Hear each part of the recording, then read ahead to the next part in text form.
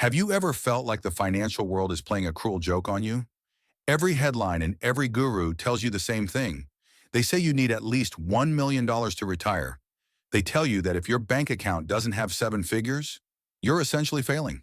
But let's look at the actual data from the Federal Reserve. The median retirement savings for a household headed by someone age 62 is only about $185,000. That is a staggering gap between what they tell you to have and what people actually have.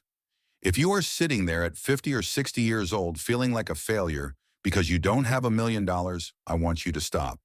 The pursuit of that imaginary million is actually what's keeping you stuck. It's a goal so massive and so distant that it causes psychological paralysis. Today, we are going to talk about the only number that truly matters for your peace of mind. It is not 1 million, it is $30,000. I am going to show you why $30,000 is more powerful than $1 million mirage. This is the moment where we stop playing defense and start playing offense. Most people spend their entire lives on a financial hamster wheel. They trade their precious time for dollars just to keep their heads above water. They live in a state of constant, low-level anxiety. Will there be enough for rent next month?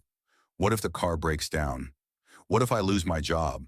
When you live in that state, you are easy to control. You have to say yes to the toxic boss.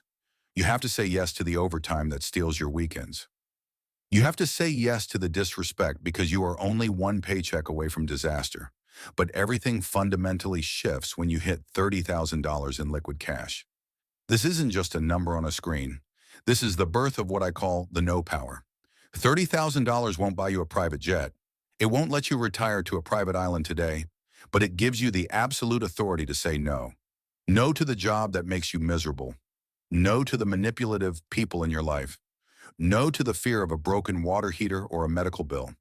When you have $30,000 standing behind you, you are no longer desperate. And desperation is the most expensive thing you can own. Think about the last time you were desperate for money. You probably made bad decisions. You took high-interest loans or accepted a lowball salary. Desperation forces you to sell your future to pay for your present. But with $30,000, you have bought yourself time. You have bought yourself a breathing room that most people never experience. Behavioral economists call this the transition from a scarcity mindset to an abundance mindset. At 30,000, your brain stops operating from a place of fear. It starts operating from a place of possibility. You start asking different questions. Instead of asking if you can afford something, you ask if it's the best use of your freedom. Let's look at the physics of wealth building. In the beginning, saving money feels like pushing a boulder uphill. You save $100 and it feels like nothing changed. You save $1,000 and the boulder barely moves. But $30,000 is the tipping point where the boulder starts to roll on its own. This is where compound interest stops being a theory and starts being a real force in your life. At this stage, you need to start seeing your dollars differently. Stop seeing them as paper to be spent. Start seeing them as your employees. Every single dollar in that $30,000 is a tiny worker. Some of those workers are your security guards. They sit in a high-yield savings account, standing watch over your peace of mind. If a crisis comes, they are there to handle it so you don't have to. Other workers are your scouts. They go out into the stock market through index funds to find more friends and bring them home. At a 7% return, $30,000 generates over $2,000 a year without you lifting a finger. That might not sound like a lot, but it's more than most people's monthly Social Security check. Your money is now working harder than you did for those same $2,000. Once you realize that your money can earn its own keep, your relationship with work changes forever. You are no longer a slave to the wage. You are the manager of a growing team of dollar employees. For those of us in the 50 to 70 age range, the biggest fear isn't just being poor, it's being a burden. We've seen it happen to our parents or our friends. The moment they lose their financial independence, they lose their voice. They have to ask their children for help with the groceries or the light bill. That loss of dignity is a pain that no one wants to experience. The $30,000 rule is your insurance policy against that loss of dignity. It is the wall you build between your life and the need to depend on anyone else. The media loves to talk about the lifestyle of the rich and famous. They show you fancy cars and expensive vacations as the definition of success. But they are selling you a lie, True wealth is the ability to wake up in the morning and say, I can do whatever I want today. $30,000 is the price of admission to that club. You might still choose to work, but you'll work because you want to, not because you have to. You'll work from a position of strength, not from a position of necessity. So how do you get there if you're starting late? First, you must kill the lifestyle creep. In our culture, we are trained to upgrade our lives every time we get a little ahead. A new car, a bigger TV, a nicer kitchen renovation. These things are all designed to keep you on the hamster wheel. They are the chains that keep you from your $30,000. If you have a car that runs, keep it. If your kitchen works, use it.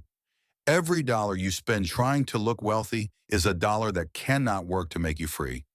Second, you have to be consistent. Wealth isn't built in giant leaps. It's built in small, boring steps taken every single day. It's the $50 you didn't spend at the restaurant. It's the $100 you moved into your investment account before you could spend it. If you can save just $500 a month, you will hit $30,000 in 5 years.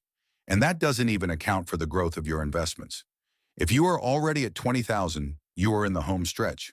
Don't let the plateau trap kill your momentum. Most people get comfortable when they hit 20,000. They feel safe, so they stop pushing. They buy a vacation or a new toy, and they slide back to 10,000. They never get to experience the magic that happens at 30. The jump from 30,000 to 100,000 is actually easier than the jump from 0 to 30. Because at 30, the momentum is on your side. The habits you built to get there are the same habits that will carry you the rest of the way. You have proven to yourself that you can delay gratification. You have proven that you are in control of your impulses. That self-trust is worth more than the money itself. When you hit 30,000, you gain a superpower that no one talks about. It's the ability to think long-term. When you are broke, you can only think about today or tomorrow. You are in survival mode, but at 30,000, you can look 5 or 10 years into the future. You can wait for the right opportunity instead of jumping at the first thing that comes along. You can wait for the market to recover instead of selling in a panic. You can invest in your health, your skills, and your relationships. This is where your net worth really starts to explode. Not because you're working harder, but because you're thinking smarter. Let's be honest about the $1 million goal. For many people starting at 50, it might be mathematically impossible to reach $1 million. And that's okay. If you spend your life chasing a goal you can't reach, you'll die feeling like a failure. But $30,000 is achievable for almost everyone who is willing to be disciplined. And once you have 30,000, you'll find that 40 comes faster, and 50 comes even faster than 40. Before you know it, you have 100,000. And at 100,000, your money is earning $10,000 a year on average. That is real freedom. That is the foundation of a life where you are the master of your own fate. I want you to take a moment and imagine your life with $30,000 in the bank. Imagine the feeling in your chest when you realize you are safe for the next 6 months, even if you never earn another cent. Imagine the look in your children's eyes when they see that you are stable and secure. Imagine the peace of mind you'll have when you go to sleep at night. That feeling is not a luxury, it is your birthright. But you have to claim it. You have to stop listening to the gurus who make you feel small for not being a millionaire. You have to start valuing your time more than your stuff. Every dollar you save is a vote for the person you want to be. It is a vote for your independence. It is a vote for your dignity. The $30,000 rule isn't about the money.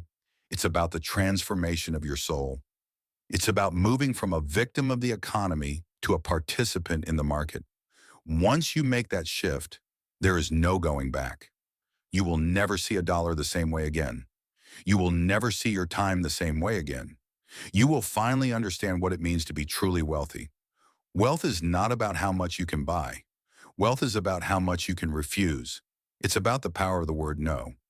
So start building your wall today. Save the first 100, then the first 1,000. Keep going until you hit 30. And when you get there, take a deep breath.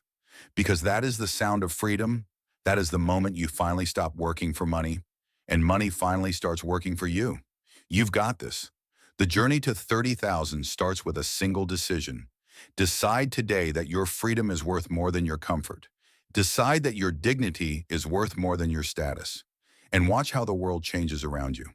The second million might be faster than the first, but the first 30,000 is the one that changes your life. Thank you for listening. Now let's go to work on your freedom